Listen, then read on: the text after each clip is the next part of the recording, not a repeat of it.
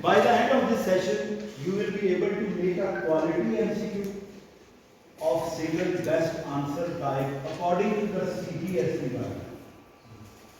ये जो CPSC की गाइडलाइन है उसके मुताबिक हम ये बनाएंगे अपना जो MCQ है उसके मुताबिक उसमें क्या क्या चीज़ें कौन कौन सी बातें हैं उसको हम क्लियर करने की कोशिश करें।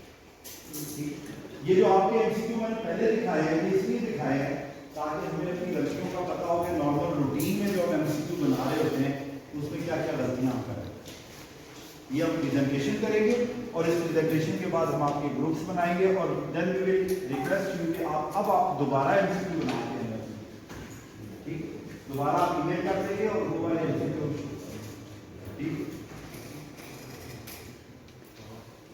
ये एक मकूला है जी कहते हैं हुस्नुल सवाल निस्फुल इल्म। अगर आप अच्छा सवाल कर लेते हैं अच्छा सवाल दैट इज हाफ नॉलेज। अगर सवाल आप अच्छा कर लें बात टीचर लोगों की आदत होती है मिसाल के तौर पे आपने मैंने एग्जाम लिया तो मैंने कहा जी क्या इन्वेस्टिगेशन कराओगे बड़ा आसान सा सवाल है उसने कहा जी अल्ट्रासाउंड करवाऊंगा मैं क्यों करवाऊँ तो इसका मतलब ये कि आप डेप्थ ऑफ नॉलेज चेक होगा तो पीछा क्रिटिकल पढ़ाते भी आप ऐसे हैं और भी ऐसे जैसे पढ़ाते वैसे ही टाइम देना चाहिए। ये इन्वेस्टिगेशन कराएंगे तो क्यों करवाएं ठीक है। तो अच्छा सवाल करना उससे भी नॉलेज में इजाफा हो। ये है कि हाउ टू कंस्ट्रक्ट MCQ ये हम कैसे MCQ बनाएं क्योंकि MCQ बनाएंगे सुपरवाइजर तो नहीं बन सकते तो MCQ बनाना आना चाहिए ना। So that is constructed in 2 stages. ये जो आपको मैंने फॉर्म दिए हैं ये basically we want to make you understand कि MCQ बनाने के लिए क्या तरीका है ठीक। तो उसमें इसको 2 स्टेज में बनाया है। अगर आप इसमें से गो थ्रू हो जाए तो ये सारी की सारी बातें इसमें आ जाएंगी कि 2 स्टेजेस में MCQ कैसे बनाना। इसमें कुछ टर्मिनोलॉजी है इस टर्मिनोलॉजी को समझ लीजिए क्योंकि ये टर्मिनोलॉजी में लोग बहुत कंफ्यूज होते हैं। ये भी इसको इंशाल्लाह हम डिस्कस करते हैं जो आपको मैंने दिया हुआ है उसको अभी यहाँ पे डिस्कस करेंगे सारे पॉइंट्स को हाईलाइट करेंगे। फिर आपको दिया इसलिए कि इसको देख के आपने MCQ बनाना है। थीम क्या होती है व्हाट इज थीम जी जनाब आपने थोड़ा सा इस तरफ यहाँ जी यहाँ main heading main topic sir main heading या मेन टॉपिक को आप थीम कहते हैं जी। और idea the construction of whole idea निकालने के कैसे निकालेंगे मींस के आपका जो आप क्वेश्चन कंस्ट्रक्ट कर रहे हैं उसके पीछे एक आइडिया होता है उसको थीम कहते हैं। जो हमने क्वेश्चन है उसके पीछे जो आइडिया होता है उसे थीम कहते हैं। फिर टॉपिक क्या होता है ऑब्जेक्टिव क्या है पर्पस थीम जी थीम में MCQ बनाना जी। और टॉपिक है ये टॉपिक का पर्पस के लिए MCQ बनाना हां इस पर्पस के लिए MCQ बनाना है। जो कुछ आप बता रहे हैं तो प्रेजेंटिंग कंप्लेंट है वो बेसिकली आपकी थीम जो शुरू में पहला जुमला है ना आपका प्रेजेंट जिस चीज के साथ पेशेंट प्रेजेंट कर रहा है वो थीम है। मिसाल के तौर पे a patient has presented with a red eye ophthalmology department से भी है। तो मैं ये बात बताने लगा था कि थीम जो है वो यही चीज़ है लेकिन यहाँ जो लिखा हुआ है इसमें तो एग्जांपल में कार्डिक एरिथमिया लिखा हुआ है। कार्डिक एरिथमिया थीम है पेशेंट के present with cardiac arrhythmia sir patient के सिम्टम्स में पैल्पिटेशन होगी या कुछ इस तरह की होगी ना वो ये कार्डिक एरिथमिया भी हो सकता है।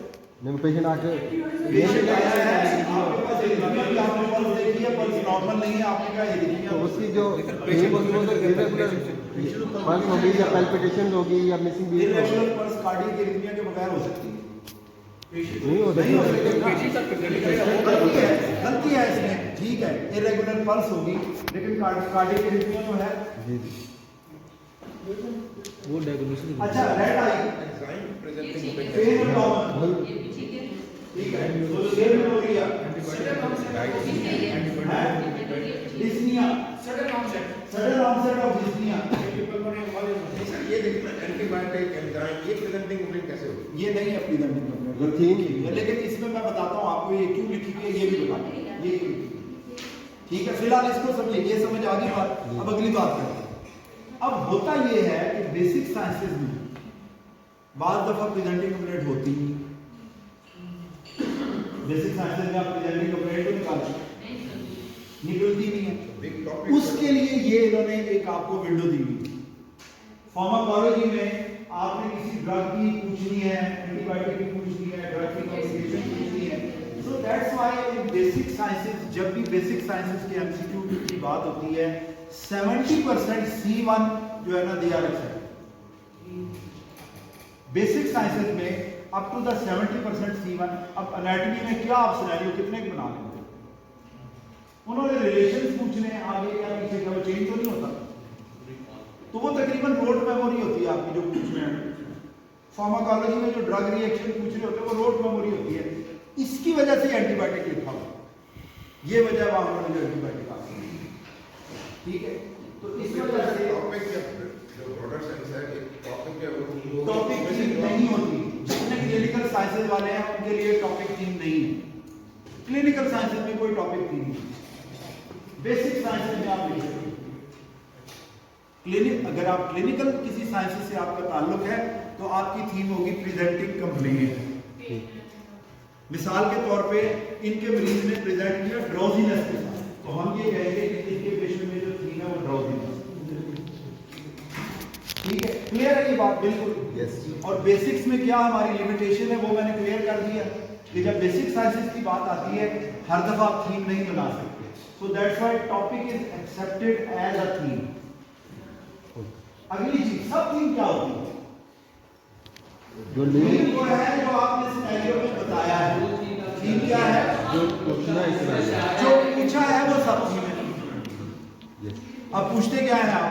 आप पूछते हैं जनाब diagnosis, what is our diagnosis, investigation, management and interpretation. ये क्या है? ये क्या है जी? सब थीम।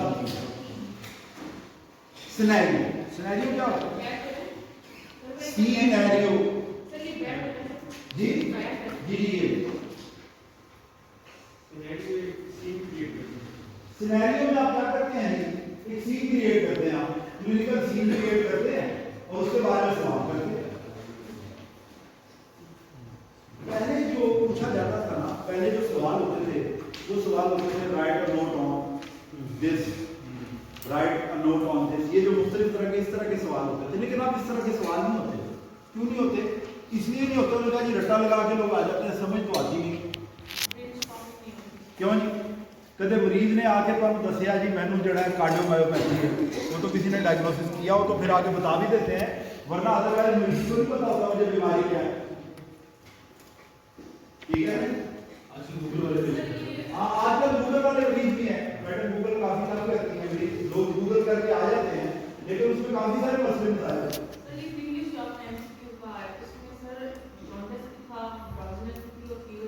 जी देखें, जब तक जॉन्डिस था, जब तक अगर फर्ज किया कि उसके फीवर की वजह से वो उसे लेके आ गए, वैसे में आपको इसमें से आप कुछ भी रख सकते हैं, जॉन्डिस भी रख सकते हैं, फीवर भी रख सकते हैं, आप उसका जनाब ड्रोजीनेस भी रख सकते हैं। असल जो मेरी जो राय है एज अ मेडिकल, मुझे मेडिसिन का नहीं पता, ना मुझे सर्जरी आती है ना मुझे मेडिसिन आती है, लेकिन मेरी अपनी राय ये होगी कि जिस वजह से वो मरीज को लेके आए हैं ना, जिस सिम्टम के अपीयर होने के बाद वो मरीज को लेके आया, वो आपकी चीज पहले भी चलते फिरते तो मैं बड़ी पहले भी सांस जाना था, लेकिन अब जो आया वो पेन की वजह से, तो चेस्ट पेन होगा, वरना एक्सर्शनल डिस्निया भी थीम हो सकती है कि अब मैं चलता हूँ ना तो मेरा सांस फूलता है, तो इसका मतलब है एक्सर्शनल डिस्निया थीम हो सकती है। जो आप पूछ रहे हैं वो सब थीम है, and make it very clear कि आप क्या पूछ रहे हैं। इन्वेस्टिगेशन पूछना चाहते हैं, मैनेजमेंट पूछना चाहते हैं, डायग्नोसिस पूछना चाहते हैं, इंटरप्रिटेशन पूछना चाहते हैं, आप क्या पूछना चाहते हैं, ये बड़ा है। सिनेरियो जो है ना, उसमें आप एक सीन क्रिएट करें।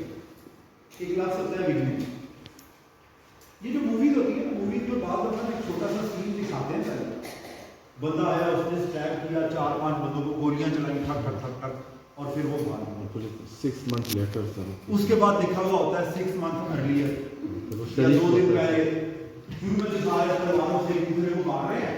वो जो सीन दिखाया जाता है ना, उसको विग्रेट है, उसके लिए लफ्ज इस्तेमाल होता है। वो है स्टार्ट कैसे करना है आपने, how you have to start. वहां पे ना कुछ लफ्ज लिखे हुए होते हैं, ए लिखा हुआ होता है, जैसे ही आप ई-लॉक खोलते हैं ना ए 40 ईयर, ये पक्का पक्का लिखा हुआ होता है। अच्छा ये आप पढ़ने की कोशिश करें, नहीं करता, ठीक है। तो जब आपने लिखना है तो आपने ऐसे ही स्टार्ट करना है कि बंदा कौन है, ठीक। एक चीज बड़ी इंपॉर्टेंट है कि आप क्लिनिक में बैठे या आप हॉस्पिटल में बैठे हैं, आउटडोर में बैठे हैं और आप अपने पास में कागज रख लें, पहला मरीज आया, देखे क्यों आया, बाजी में कोई था ना, बड़ा दर्द थी ना, आप लिखने पेन लोअर एब्डोमेन, ये आपकी थीम बन गई। और अब जो कुछ वो बता रही है तो सारी की सारी चीजों को नोट करते जाए, ये आपका एक एमसीक्यू बन जाए। रियल स्टोरी का लिखने की कोशिश करें, किताब की स्टोरी ना लिखें। जब आप एमसीक्यू बनाते हैं तो गलती ये करते हैं कि किताब की स्टोरी लिखी हुई होती है, उसका पता लग जाता है, कोई भी आपको कैसे पता लगता है। जब तक आप न्यूमेरिकल वैल्यूज नहीं देते ना, वहां पे अक्सर एक बंदे की मैंने देखा, उसमें सारे एमसीक्यू में एक ही लफ्ज लिखा था, he presented with hypertension, he presented with breathlessness, ठीक है, ही हैज गॉट टेकेटनिया, भाई लिखो ब्लड प्रेशर कितना था। जैसे ये डॉक्टर साहब कौन आए थे आखिर में, मसूद साहब आए थे, और इनका एमसीक्यू मैंने इसलिए चूज किया था कि इसमें ये सारी चीजें लिखी हुई थी, जीसीएस इतना था, फलानी चीज। इसका मतलब है कि इन्होंने वो रियल पेशेंट देखा हुआ है जिसको इन्होंने नरेट किया वहां पे, तो उन न्यूमेरिक वैल्यू को लिखना बड़ा जरूरी है, ठीक है। सेंटेंसेस जितनी भी आपकी एकेडमिक राइटिंग है, उसका जो लिखने का जो तरीका है, जो जैसे हम अपने स्टूडेंट को बता रहे होते हैं, छोटे छोटे सेंटेंसेस लिखिए। बाद लोगों के एमसीक्यू ऐसे होते हैं, a patient presented with that, and लगा के ना के फिर शुरू हो जाते हैं, हिज ब्लड प्रेशर वाज इतना, एंड अल्ट्रासाउंड इतना, and ultrasound finding was this, and on initial management, and करते करते जुमला ही खत्म हो गया, स्नाइडो खत्म हो गया। तो छोटे छोटे जुमले लिखिए, छोटे छोटे जुमले। ये जो आपका अब ई-लॉग है उसमें वो उसकी मिकदार मुकर्रर है, लेकिन आपने छोटे छोटे सेंटेंसेस लिखेंगे तो आपकी जो एकेडमिक राइटिंग है उसमें ब्यूटी पैदा होगी। तो शॉर्ट सेंटेंसेस होने चाहिए। अवॉइड द एब्रिविएशन, ये एब्रिविएशन आपने नहीं लिखी कभी। एब्रिविएशन जब आप लिखते हैं इसमें प्रॉब्लम हो जाती है, तो you have to avoid the abbreviation. ये जो ये वाला जी जी जरूर ये ले लें, तस्वीर ले लें, जहां आपने रोकना हो बता दीजिए।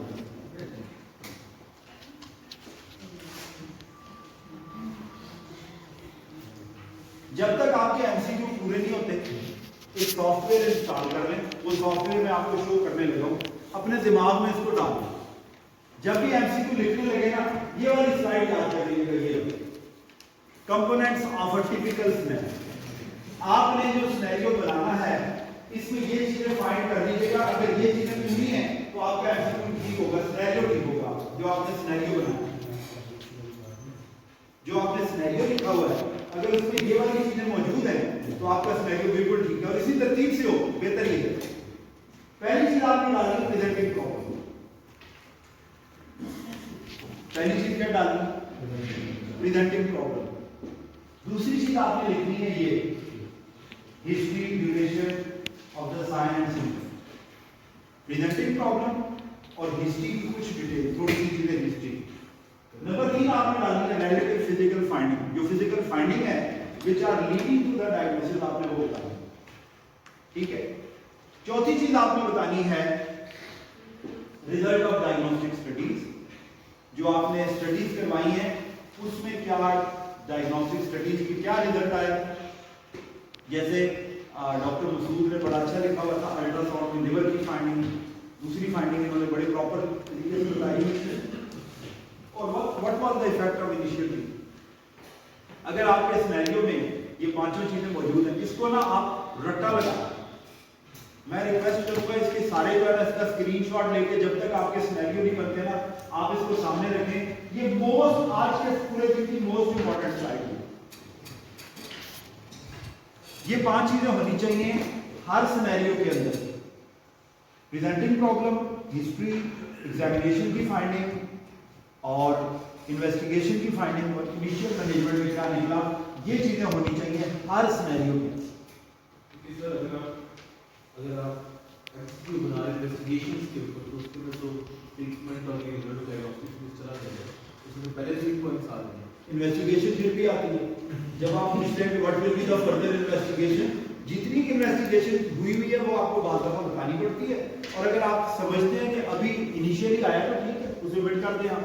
जैसे हम समझते हैं कि गोल्ड स्टैंडर्ड क्या है, अब इसमें गोल्ड स्टैंडर्ड क्या है, कुछ फाइंडिंग आप बता देते हैं। देखिए इन्वेस्टिगेशन में बाद दफा आपको इन्वेस्टिगेशन बताना ज्यादा जरूरी होता है, क्योंकि जो चीजें आप बता रहे हैं वो आप चीज उसमें से निकालना चाहते हैं कि अब फर्दर हम क्या करवाएंगे, उसमें भी जरूरत पड़ती है इन्वेस्टिगेशन बताने की। लेकिन अगर आप समझते हैं कि हम नहीं बताना चाहते तो ना बताएं, लेकिन ऊपर वाला मटेरियल क्लियर होना चाहिए सारे का, ठीक है। लेकिन टिपिकली जो एमसीक्यू में चीजें देखी जाती है वो ये आगे चले